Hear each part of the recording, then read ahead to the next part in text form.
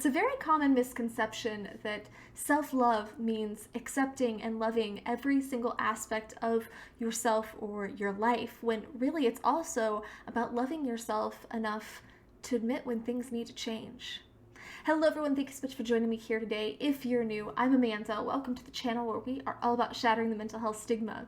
If you haven't already, help us reach our goal of hitting 50,000 subscribers for Mental Health Awareness Month by making sweet, sweet love to that subscribe button, giving the bell a few kisses. You also then won't miss any of this content designed to help you with your mental health or help you help someone else. Today, I am going to be reacting to Cakra Khan's cover of Take Me to Church, which was originally by Hozier.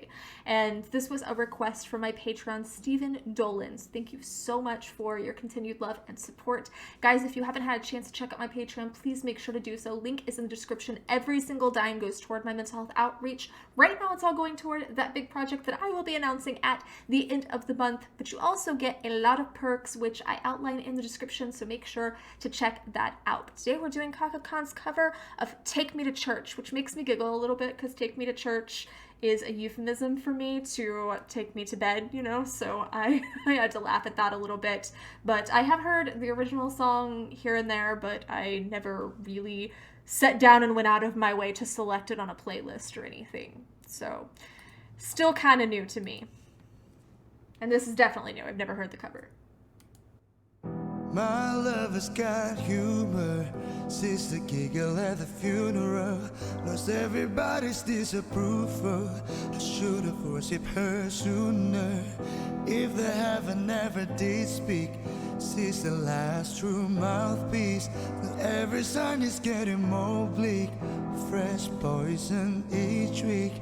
We were born sick, you heard them say it. A church offers no absolutes. She tells me worship in a bedroom. The only heaven I'll be sent to is when I'm alone with you. I was born sick, but I love it. Command me to be well. Amen. Amen. Amen. Take me to church, I worship like a dog at the shrine of your lies. I tell you my sins so you can sharpen your knife. I've made that stand. Good God, let me give you my life. Take me to church, I worship like a dog at the shrine of your lies. I tell you my sins so you can sharpen your knife.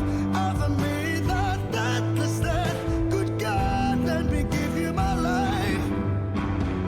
I have to weigh in. First of all, I prefer his version to the more earthy sound of the original, but I honestly, like I said, only ever heard it in passing.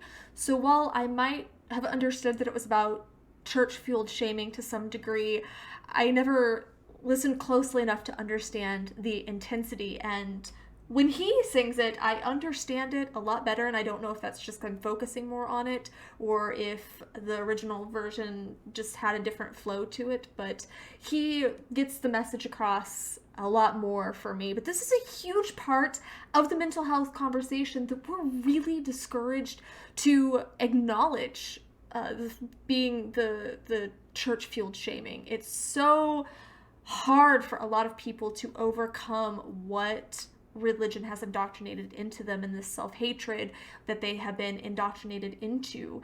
But the first part of the song is about loving someone that you know isn't going to be approved of by your faith. And much like I did at the end of my time going to church, feeling like faith is offering more toxicity than healing. And he believes, well, the writer of the song believes, that love is a better way to understand life, not religion. If I'm a beacon of the good times, my love is the sunlight to keep the goddess on my side.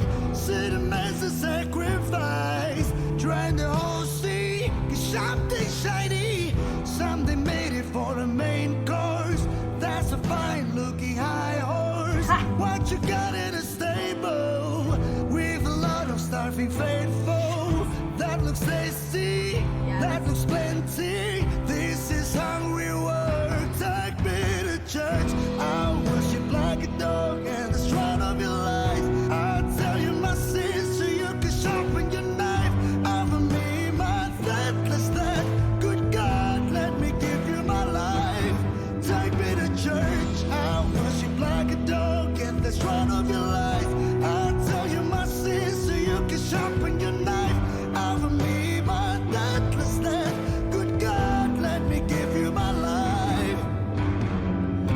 be consistent and kind of pause in the same place. I never noticed the use of pagan imagery in this song, but I think that it's to explain that he finds meaning and happiness and fulfillment, again, in love, not religion. It's just reinforcing that message from the first verse. Love is what he worships. And then he goes on to challenge those who judge, pointing out with the lyric, "What you got in the stable?" Oh gosh, that made me laugh so hard inside. I couldn't laugh loudly because I didn't want to overpower his amazing vocals here, but I was definitely laughing inside because this person has their own sins and salvation to worry about, as everyone does, so they don't really need to be worrying about the sins and salvation of others. No masters or kings when the ritual begins. There is no sweeter innocence that our gender sin in the madness and soil of that sad earthly sin. Only then I am human, only then I'm a clean.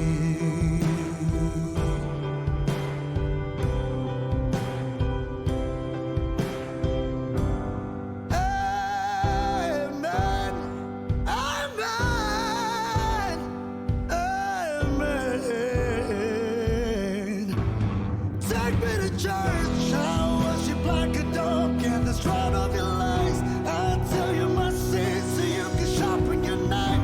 I will need that stand. Good God, let me give you my life. Take me to church, I worship like a dog in the stride of your lies. I'll tell you my sins so you can sharpen your knife. I will need that stand. Good God, let me give you my life.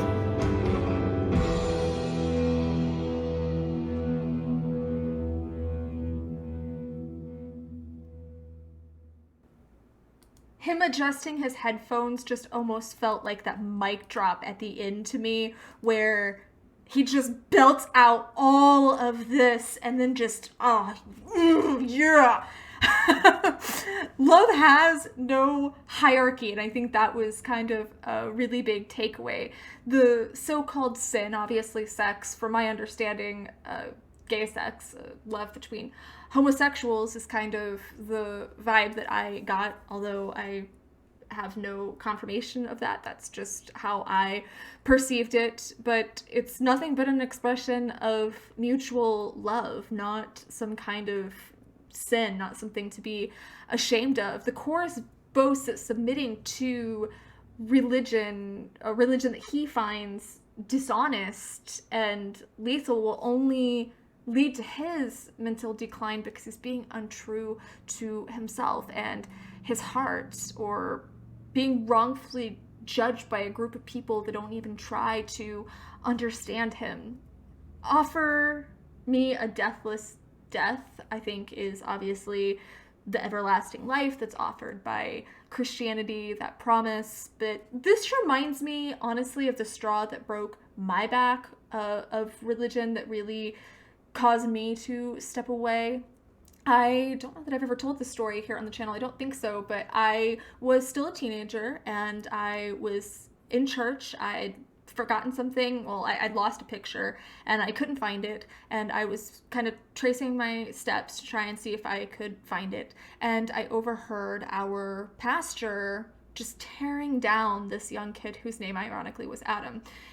Who was gay, and just telling him all of these atrocious things. And that was the moment where I took him and we went outside, we found my mom, I walked out of that place and never looked back. But my faith was already severely faltering just because none of it seemed to logistically make sense anymore, and I was trying desperately to hold on to a faith that just wasn't there. But this very much took me back to that moment of realizing that Adam wasn't doing anything wrong, and I happen to know a few things that the pastor was in fact doing that was very wrong, regardless of your belief system, your convictions. I think that anyone would agree that the actions he was partaking in were extremely wrong. But Adam just wanted to be loved and accepted, and he was just a young boy who was trying to find his way in the world while being told by an authority figure that he trusted that he could never be good enough, and that he had to basically renounce a very core part of his identity in order to be accepted and loved, a very core part of his identity that wasn't hurting anyone. And I just remember being so distressed by this concept, because I obviously been exposed to it before, but it just never became real until that moment. And that was the time where I walked away. And love has always been my religion since as far back as I can remember. So I very much resonate with that concept. And I dealt with a lot of struggles when I chose to step away, because then I had been so brainwashed into believing that this was the only way, that I was terrified day and night that because I couldn't force myself to believe, that I was going to burn in hell for all eternity. And I had nightmares for a long time, and I questioned my self-worth because I was taught that nothing I ever do is good enough, because some broad centuries ago took a bite of an apple, and thus I am flawed and not good enough, and nothing I do can make up for that. And I think that there, like I said, is a lot of there's a lot of mental health implications to this that we're just not supposed to talk about. We're not supposed to talk about the mental health implications of religion, of organized religion, and how it can affect a person's self-worth and belief in themselves. And I think it's something we should be discussing. And I'm not saying that you shouldn't have faith in anything. If you do, and it makes you feel good about yourself, and you treat other people well because of it, keep worshiping whatever it is you're worshiping. That's perfectly fine. But using it as an excuse to judge other people, or dislike other people, or condemn other people isn't really acceptable. And I think that we really need to be shifting away from that. So regardless of the group of people, we need to be shifting away from passing judgment on them. And if they're doing something wrong and harmful, obviously that's a whole different story. But if they're just doing something that doesn't resonate with you, then it's really none of your business. And as the song's saying, you have your own horses in the stable to worry about, so maybe go check on them. But I'm curious if any of you have your own stories about religion and how it is, for better for worse, affected your mental health, or maybe religious people in your life that have in some way influenced you, again, for better for worse, because this is a big part of the mental health conversation. So make sure to share those stories here in the comments, and share this video, because you never know who might need to see it. Give it a thumbs up, and I will see you soon. I love you guys so much. Mwah.